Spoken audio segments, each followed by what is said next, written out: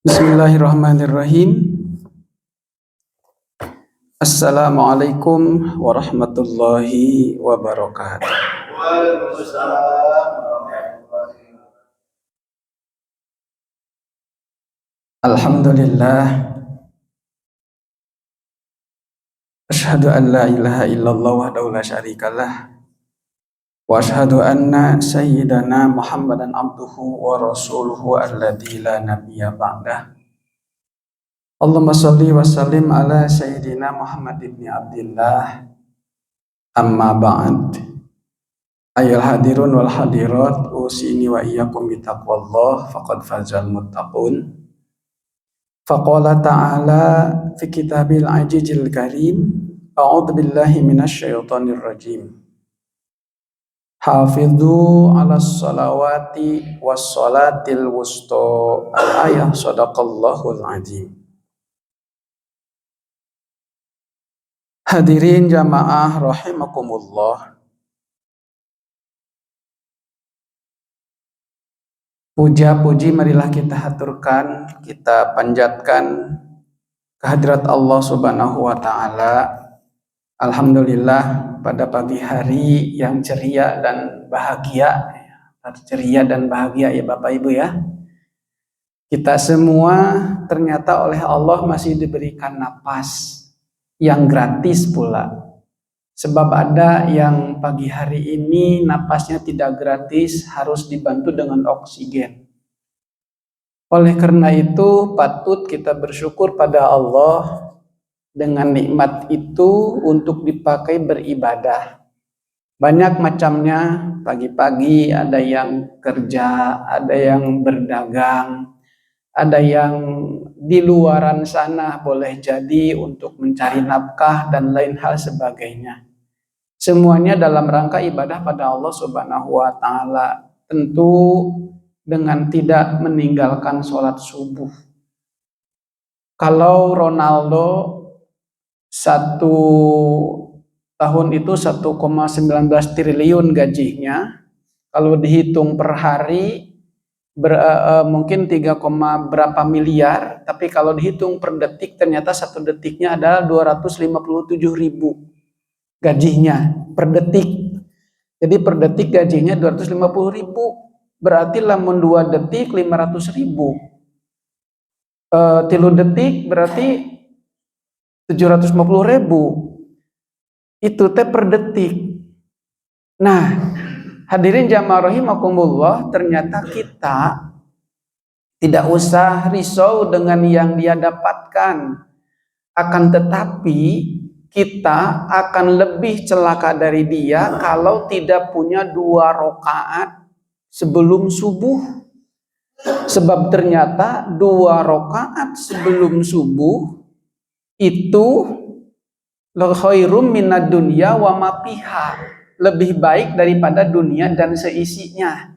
Jadi kita mah bisa lebih kaya daripada Ronaldo. Kenapa? Karena kita sudah punya 2 rakaat fajar, 2 rakaat sholat qabla subuh. 2 rakaat itu teh khairum minad dunya wa ma fiha. Alhamdulillah. Nah, jadi lamun kitu mah entong ditinggalkeun deui, menyak kudu eleh ku Ronaldo kan gitunya. Nah, maka 2 rakaat tong pernah eleh deui.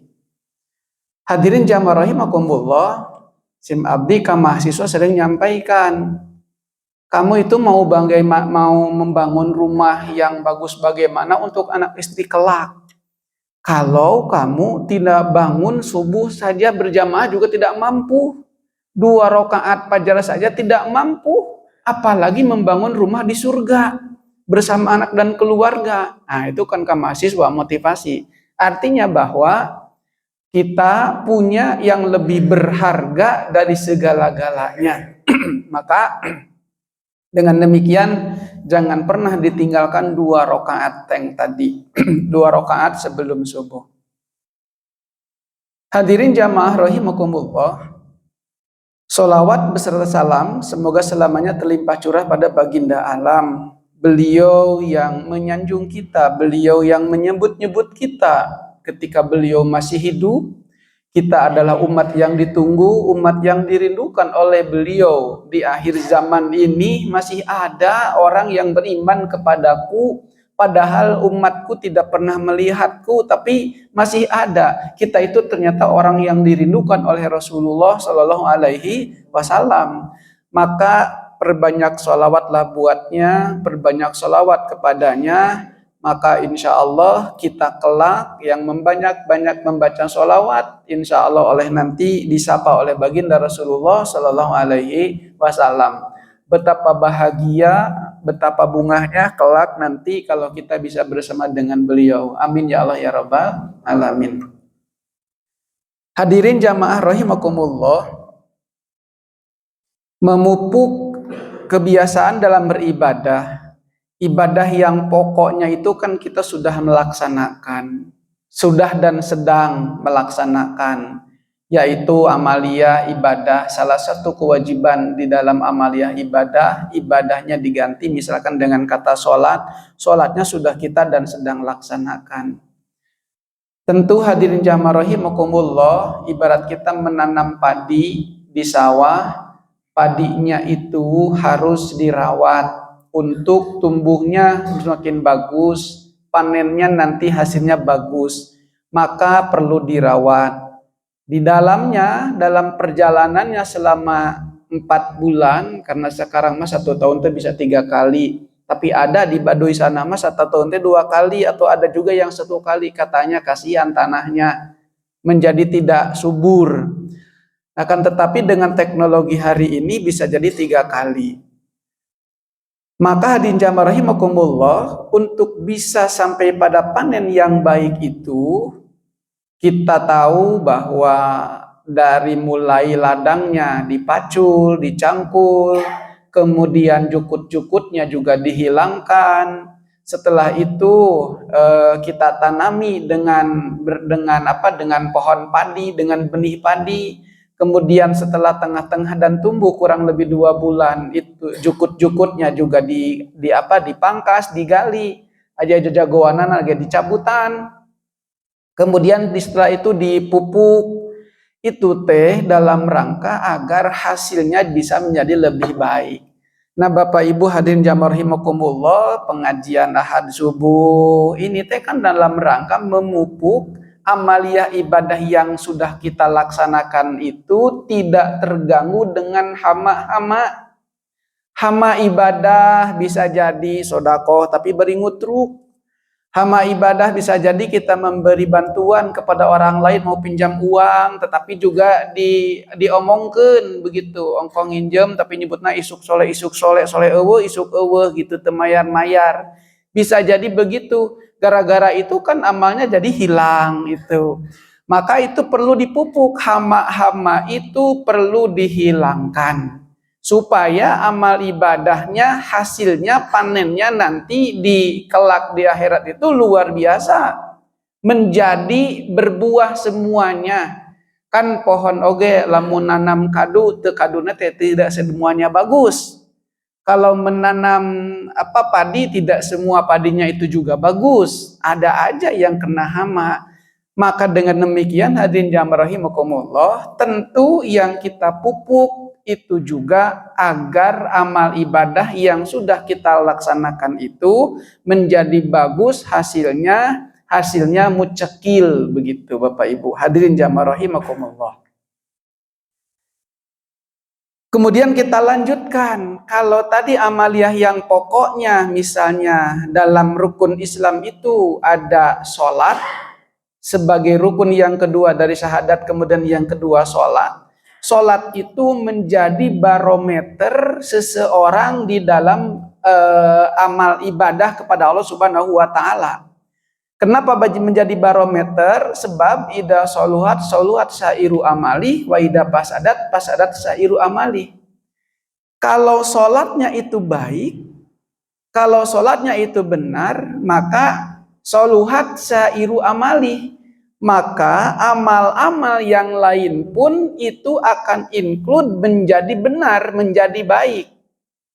Wa ida pasadat sairu amali. Tapi kalau sholatnya rusak, apalagi sholatnya tidak ada, maka pasadat sairu amali, maka amal-amal yang lainnya pun akan menjadi tidak ada, menjadi tidak bagus, menjadi tidak baik. Kenapa? Karena pokoknya itu tidak ada.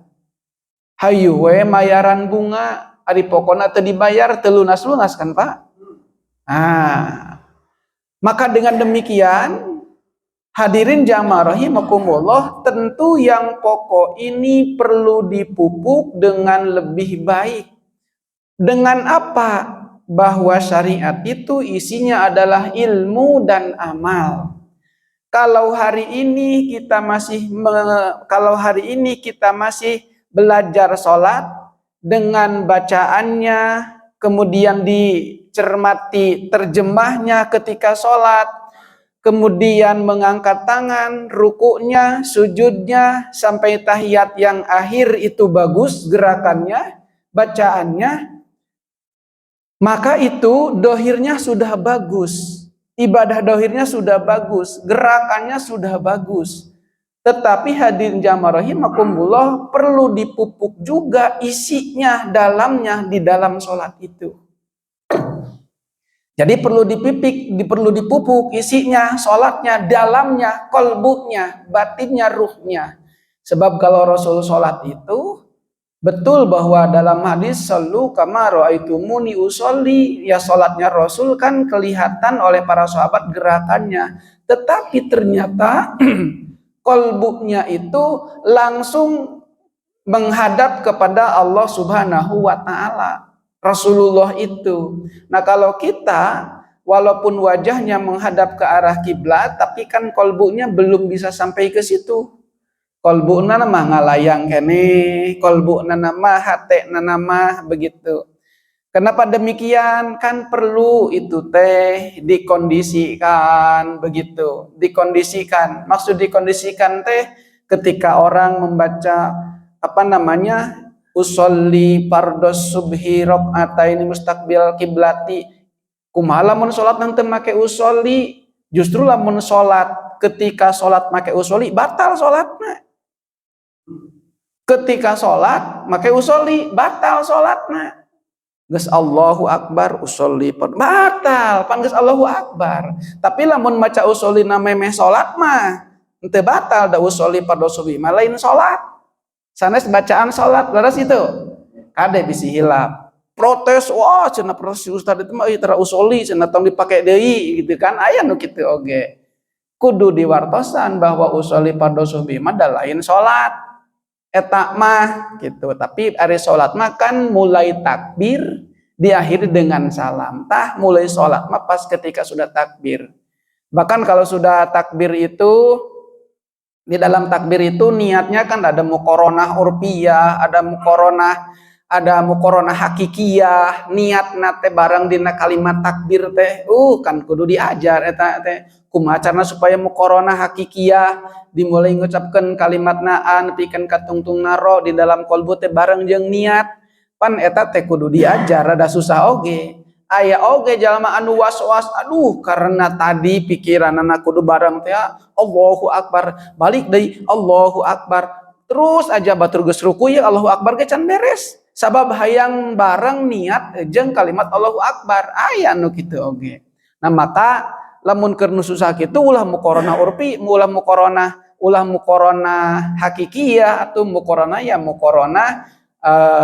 muqaronah urfiyah saja begitu. Maka hadirin jamaah rahimakumullah, tentu perlu dipupuk.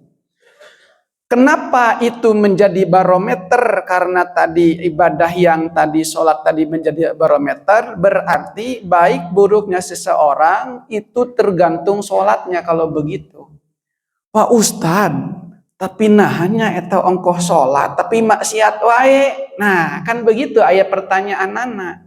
Jadi ukuran barometer sholat nana teh diukurkan ejeng kalakuan nana ongkoh sholat tapi ngomongkeun wae batur. Berarti kan pertanyaan sholatna sholat anu kumaha heula eta. Kan begitu, sholatna anu kumaha ongkoh sholat tapi korupsi. Lumayan Pak, korupsi ge masih kena sok sholat, komo lamun teu sholat. Nah, Atuh berarti kalau begitu nu salah teh naon? Ieu teh nu salah teh di mana salahna begitu. Di mana salahna? Engkau sholat tapi korupsi. Engkau sholat tapi nipu. Engkau sholat tapi masih kene nganyerikeun hate batur. Oh, berarti atuh eta mah baru sebatas ritual sholatna. Belum sholat anu sesungguhnya. Kenapa begitu? Banyak ayat, ada beberapa ayat, banyak juga sih yang menyatakan bahwa orang yang sholat ge masih kene cilaka atau nu sholat cilaka komo urang mending kene henteu sholat. Nah, lain gitu. Hadirin jamaah rahimakumullah, justru bahwa tadi sholat itu menjadi ukuran, menjadi barometer baik buruknya seseorang, amal ibadahnya seseorang. Hafidu ala sholati wa sholatil wusta. Nah, maka penting kita memahami ayat ini. Kalau kita buka tafsir Jalalain misalnya, bahwa disebut sholatul wusta teh antara duhur jeung maghrib itu kan tengah-tengah. Ada juga dalam kitab Hasyiatus Shawi di atas Jalalain atau juga Ibnu Katsir atau Qurtubi, jadi memang maknanya seperti itu. Tetapi di dalam tafsir Syekh Abdul Qadir Al-Jailani dalam kitab Sirul Asrar itu dimaknai bahwa sholat itu ada dua, ada sholat syariat, ada sholat hakikat. Ternyata boleh jadi kita itu baru sebatas menjalankan sholat syariat. Artinya orang tidak akan disiksa karena dia sudah melaksanakan kewajiban sholat secara syariat. Jadi baru cupar kewajiban. Jadi baru sah. Lumayan tos duwi kadinya oge. Lumayan, alhamdulillah. Tapi rek didinya bae, moal lempang. Atau di situ terus tidak akan berangkat. Maka hadirin jamaah rahimakumullah, sholat syariat yang kita lakukan itu yang kita gerakkan dari mulai takbir sampai dengan salam. Dengan bacaannya yang sesuai dengan Quran dan Sunnah. Bacaannya yang sesuai dengan yang dilafalkan dari baginda Rasulullah yang tidak hanya satu versi. Dalam iftitahnya tidak hanya satu bacaan. Allahumma ba'id baini, Allahu Akbar kabiro. Itu dicontohkan oleh baginda Rasulullah. Ngangkat tangan, gerak tangan, mengucapkan Allahu Akbar, bacaan sujud, bacaan ruku. Ada yang subhanakallahumma bihamdika asyhadu alla ilaha illa anta, ada yang subhana rabbiyal a'la, ada yang subhana rabbiyal azimi, dicontohkannya begitu. Kadang-kadang Rasul baca itu, kapan Rasul baca yang ini, kapan Rasul baca yang lain. Itu sudah dicontohkan Rasulullah. Kita ikuti itu. Selesai. Fa amma sholatus syariat faqad ulimat biqouli ta'ala hafidu 'alas sholawati was sholatil wusta. Al-Baqarah ayat 238. Wal muradu min sholati syariat arkanul jawari ad-dohirah biharkatil jismaniyah. Yang disebut dengan sholat syariat itu adalah rukun-rukun anggota badan yang dohir. Rukun-rukun anggota yang dohir. Kan rukunnya yang dohir, yang nyata, yang jelas, yang terlihat. Ada bacaan yang rukun bacaan, ada yang rukunnya gerakan. Itu adalah arkanul jawari ad-dohirah. Biharkatil jismaniyah, dengan berubah-rubahnya anggota tubuh. Minal qiyami, dari berdiri, wal qiraati, baca Al-Quran, baca surat Fatihah, war ruku, was sujud, wal qu'ud, duduk antara dua sujud, was saut, mendengarkan, wal alfad, membaca lafad.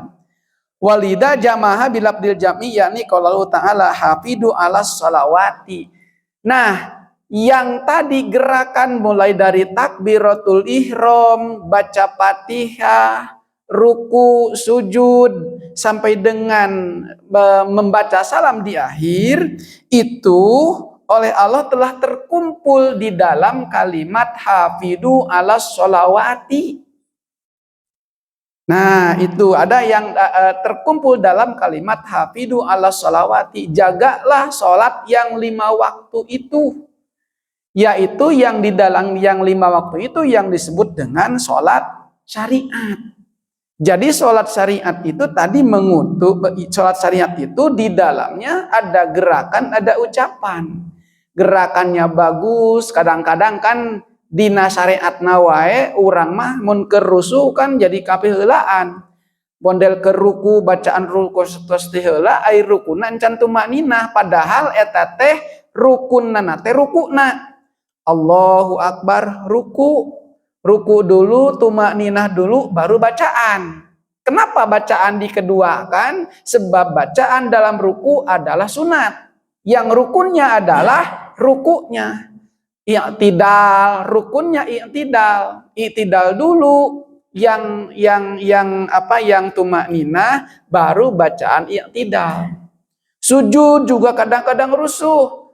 Sujud gecan beres, can napal 7 anggota wujud al-jabhatu, al-maksupatu, kemudian 2 telapak tangan, kemudian tuur 2, kemudian ujung jari yang belakang 2, 7 anggota wudu ge belum tepat sujudna, bacaan atas tipayun, padahal bacaan sunat. Kadang-kadang kita pun begitu. Jadi kapiheulaan keneku bacaan, padahal sujud deula yang bagus, sujud dulu yang baik, yang benar, baru bacaan. Jadi mana yang rukun? Rukun dulu didahulukan, tumakninah, baru bacaan. Kalau bacaan Fatihah sudah duduk, sudah berdiri, kan wajib berdiri itu, rukun berdiri, qiyam, al-qiyamu berdiri. Nah setelah itu baru bacaan Al-Fatihah.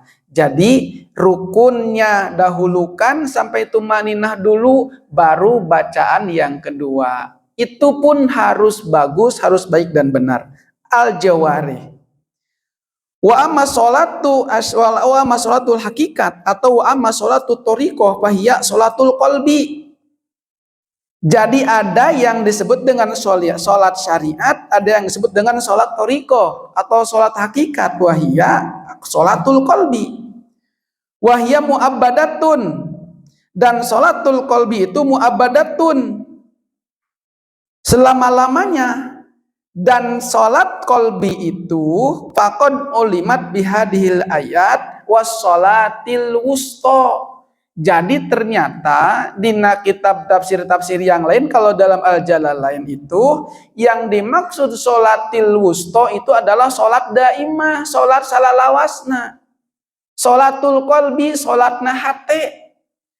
Berarti kalau begitu pantasan fawailul lil musallin alladzina hum an sholatihim sahun. Orang yang sahun, orang itu celaka yang an sholatihim. An itu kan dalam alfiyah maknanya lil bu'di. Setelah selesai sholat, jauh di luar setelah sholat, dia itu sahun. Goplah, lupa kepada Allah Subhanahu wa ta'ala. Karena lupa, dia maksiat, dia nyuri, dia maling. Kemudian ingat lagi pada Allah, sholat lagi. Nah yang celaka itu yang sahunnya itu, ketika sahunnya itu. Boleh jadi tadi sholat, kemudian beres sholat, itu ang sholatihim. Jauh setelah dia melaksanakan sholat, hatena masih kena ngutruka batur, masih ayat dengki kabatur, masih kena sok ngomongkeun batur, masih kena yang nyerita tangga. Itu karena setelah sholat dia lakukan itu sahun. Sahunnya apa? Goplah kolbunya. Faqad ulimat bihadil ayat. Jadi bahwa sholawat hafidu ala sholawati itu adalah sholat syariat yang kita lakukan gerakannya itu dari mulai yang rukun qauli, rukun fi'li.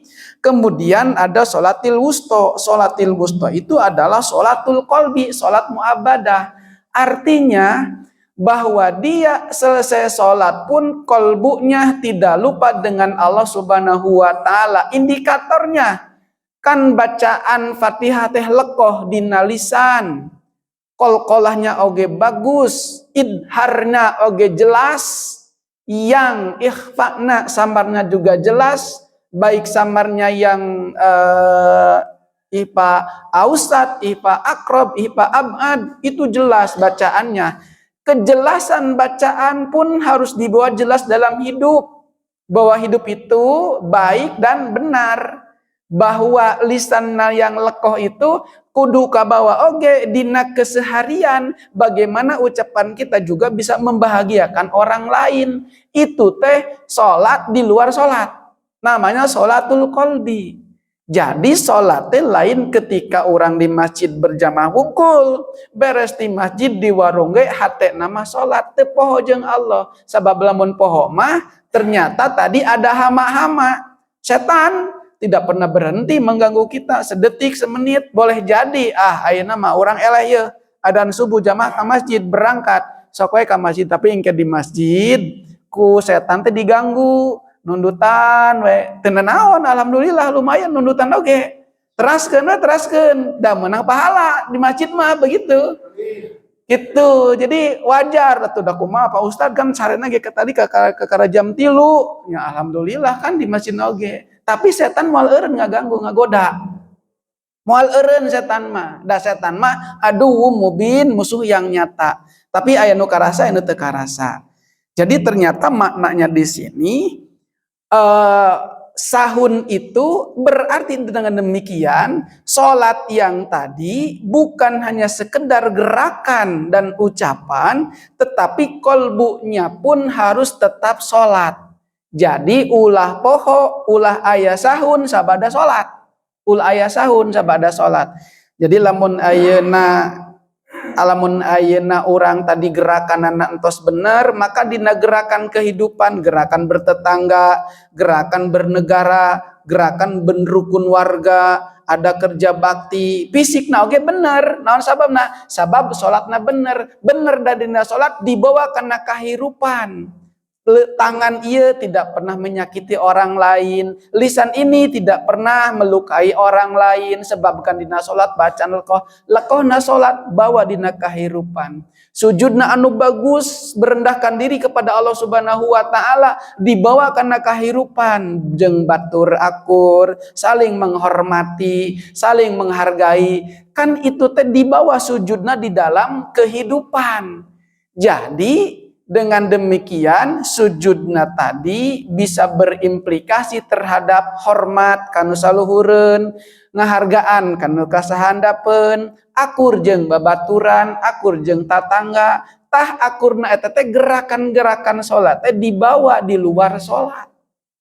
Nah, maka hadirin jamaah rahimakumullah, kalau begitu tidak akan ada ceritanya setelah sholat dia nyuri, tidak akan ada ceritanya setelah dia sholat itu korupsi, tidak akan ada ceritanya. Sebab kenapa? Allah na aya teleungit, sholatna aya teleungit. Kalau dina sholat, inna sholati wa nusuki wa mahyaya wa mamati lillah, erek lillah keur Allah kumaha manya korupsi keur Allah. Ek disedekahkeun we tina korupsina, korupsi 271 triliun. Misalnya ek disedekahkeun ka masjid, eta mah erek disedekahkeun ka masjid ge moal bersih we angger we, ngabersihan kotoran ku kotoran, kitu we angger. Kan di urang mah kitu nya, Pak. Jadi kalau korupsinya 300 triliun kan gitu dendanya 5.000. Begitu. Nah, kalau kita memelihara hewan itu dendanya 500 juta, kan bisa begitu. Karena seararaneh, Pan. Nah, maka lamun bener madina sholatna, mun bener madina sholatna, pasti bener karena kehidupan oge. Komo Pak, lamun Bapak jadi hakim mah wayahna dipertaruhkan itu kebenaran itu, sebab dia menjadi kodi pengganti yang baik dan yang benar, pemutus yang benar dan yang salah. Kalau ngaco ya wayahna. Wah Pak, boro-boro inget kana ngaco pan nu aya mah duit badag dihabek we. Karena boleh jadi geus loba teuing nu haramna teu karasa paharamna teh. Lamun geus loba teuing nu haramna geus teu karasa nu haramna. Tapi lamun Bapak Ibu sok nyen kahadean saeutik, Bapak Ibu aya kesempatan nyuri. Karena Allah nyaheun kapanggih nyurina Pak. Naon sababna kapanggih? Sabab Allah mesti kene nyaheun. Rek dianggap bener, rek dijieun jada mah bener. Tapi lamun ayeuna nyuri, lama-lama teu kapanggih. Lain kapanggih, berarti geus loba teuing nyurina. Kapanggih, bos lah jadi kadua teu kapanggih sabab geus lihai dina nyurina. Di ku Allah teu kapanggih diantep, lain diantep ku Allah dipikanya eta mah diantep dihidlan dihinakeun ku Allah. Aya deui jalma teh nyuri kapanggih teu diantep ku Allah, lain rek dihinakeun, justru rek diingetan supaya maneh balik ka Allah. Oh, teu saeutik Pak. Maka dengan demikian hadirin jamaah rahimakumullah, jangan disangka orang yang bermaksiat kemudian dia usianya panjang, kemudian melakukan begitunya kezolimannya, keserakahannya oleh Allah dibiarkan, bukan itu dikasih sayang, bukan, itu oleh Allah diantep. Justru kita mah harus khawatir kalau dibiarkan oleh Allah. Naudzubillah, kalau dibiarkan oleh Allah, dijauhan ku Allah, asana teh jiga kumaha kan gitu, ku urang ku kolot oge teu di aku, misalkan ku kolot oge diusir, misalkan nyeri hate Pak. Komo ku Allah diantep, tapi kan aya zaman nomor tidak merasakan tuh tingali emang. Naon salat teu kudu salat, tingali emang dagang maju, tingali tani oge hasil, tingali tuh korupsi ge amang mah teu kapanggih pan. Oh kan gitu ngomongna. Naonan kan begitu jadinya. Dan itu yang salah, itu yang salah. Kalau sholat tadi sudah masuk pada dimensinya dengan kolbunya, hafidu ala sholat wa sholatil wusta, dua-duanya jawarinya sudah benar, berarti secara syariat, secara fikih sudah sah, sudah bagus, sudah keren begitu. Sebab kan status yang akan ya Allah, sholatku, ibadahku untukmu. Untuk Allah itu kan itu harus bagus dulu. Kalau kita punya tamu datang ke rumah, kita sediakan makanan, tentu makanan kita yang terbaik, yang sehat, yang terbaik, yang halal, yang thayyib. Setelah itu jelas halal, baik dan thayyib, disanggakeun, dipersembahkan, pasti diterima. Tapi lamun ayeuna makanan jorok kan begitu, ngaduk-ngaduk itu dina medsos kan begitu, akan buka cabang yang di India yang ngaduk-ngaduk barang itu tuh kayak jus gitu pakai tangan gitu. itu yang kotor-kotor begitu, mana mungkin bisa kita persembahkan untuk Allah kan begitu. Mana mungkin sholatnya yang ria untuk Allah kan begitu.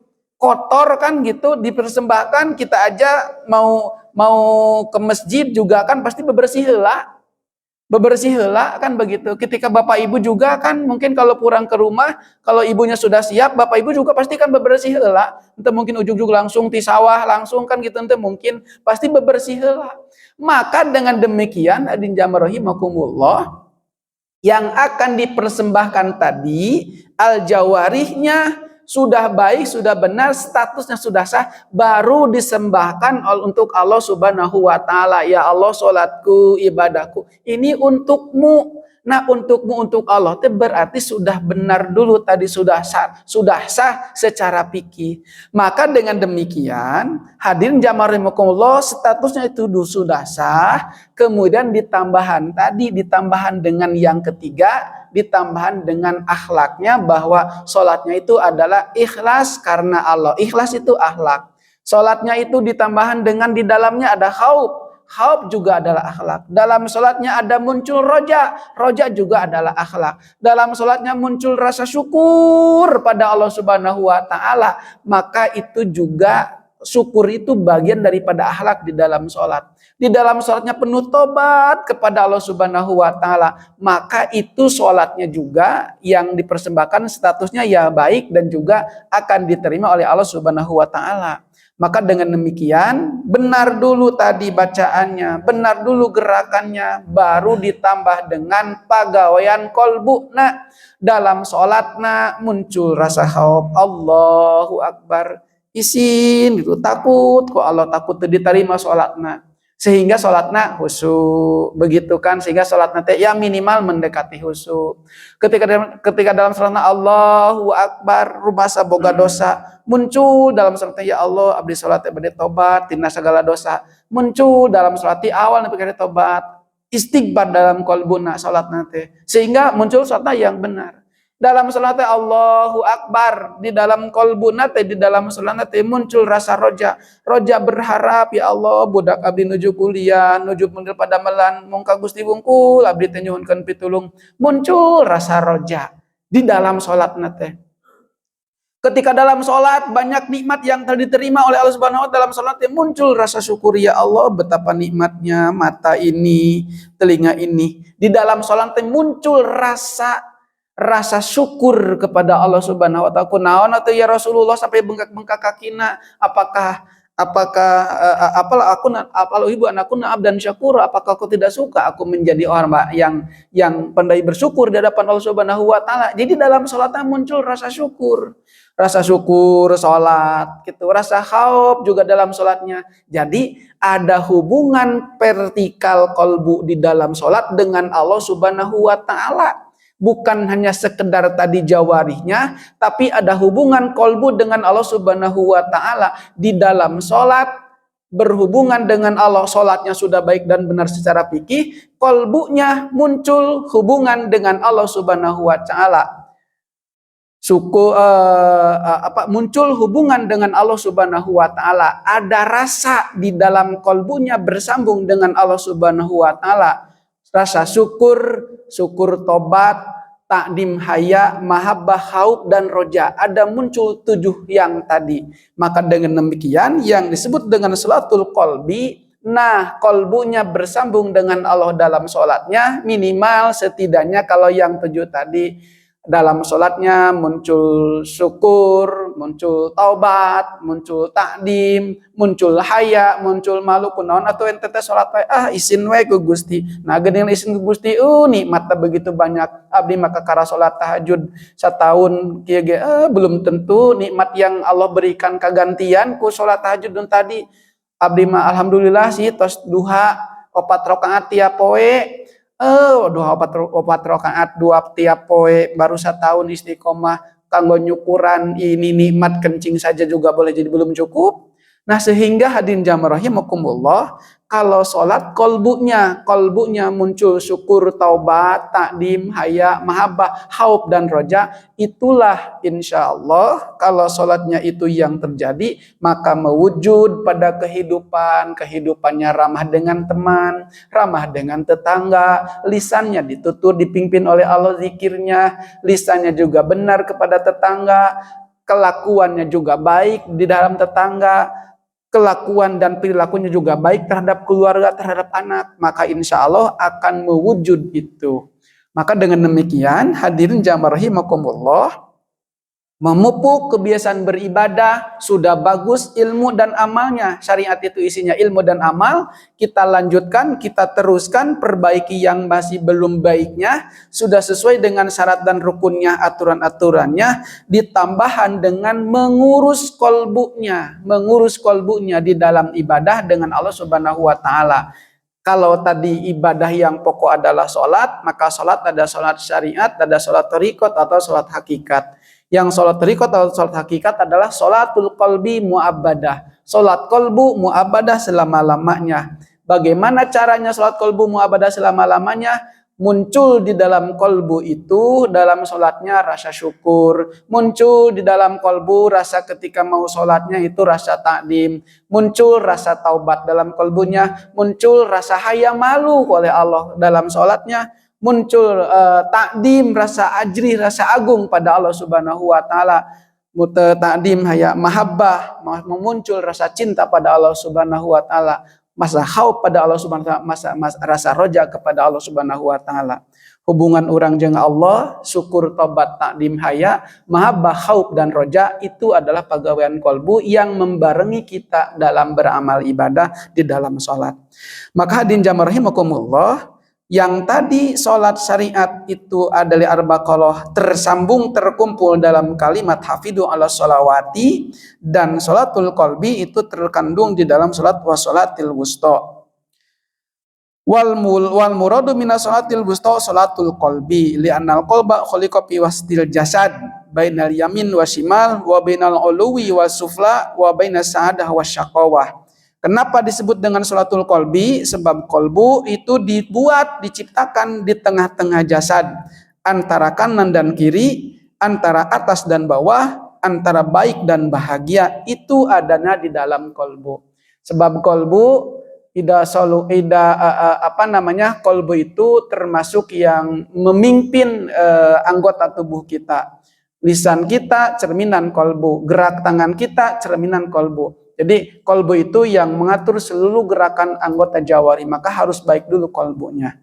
Maka hadirin jamaah rahimakumullah, itulah yang harus kita pupuk selama ini. Berarti tinggal dimunculkan bagaimana itu mewujud dalam sholatnya, kolbunya khauf, kolbunya syukur, kolbunya roja, kolbunya mahabbah, kolbunya takut pada Allah Subhanahu wa taala. Itu yang harus kita pupuk ke depan di dalam ibadah sholat. Kalau sholat syariatnya sudah bagus, bacanya sudah bagus, tinggal muncul kolbunya yang tadi syukur, tobat, takdim, haya, mahabbah, khauf dan roja, membarengi beribadah kita, berhubungan kita dengan Allah Subhanahu wa taala. Itu yang dapat disampaikan. Hadirin jamaah rahimakumullah. Yang salah dari saya, yang benarnya dari Allah Subhanahu wa taala. Mudah-mudahan ada manfaatnya bagi kita semuanya. Assalamualaikum warahmatullahi wabarakatuh. Alhamdulillah.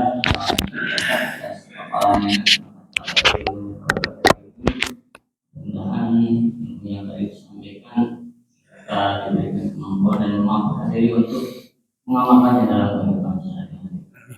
Kita tutup saja kajian ini dengan doa proses nanti. Allahumma salli wa sallim wa barik ajma'in. Amin ya Allah ya rabbal alamin. Alhamdulillahil alamin, hamdan na'imin hamdan syakirin, hamdan yafina wa yukafi majidah ya rabbana wa lakal hamdu kama yanbaghi li jawzikal karim wa adimi sultanik. Allahumma ij'al hada jam'ana jam'an marhuma wa tafarruqana tafarruqan ma'suma. Rabbana hab lana min azwajina wa dhurriyyatina qurrata a'yun waj'alna lil muttaqina imama. Rabbana la tuzigh qulubana ba'da idh hadaitana wa hab lana min ladunka rahmatan innaka antal wahhab. Allahumma yassir lana umurana wa la tu'assir alaina fa inna taysirul asir ilaika yasir. Allahumma nasta'udzuka ma qara'tuhu wa tudhu ilayya inda hajati ilayhi wa la tansanihi ya rabbal alamin. Rabbana ftah bainana wa baina qaumina bil haqqi wa anta khairul fatihin. Rabbana anjilna munjal mubarakah wa anta khairul munjilin. Rabbana atina fid dunya hasanah wa fil akhirati hasanah wa qina adzabannar. Walhamdulillahirabbil alamin. Al-Fatihah.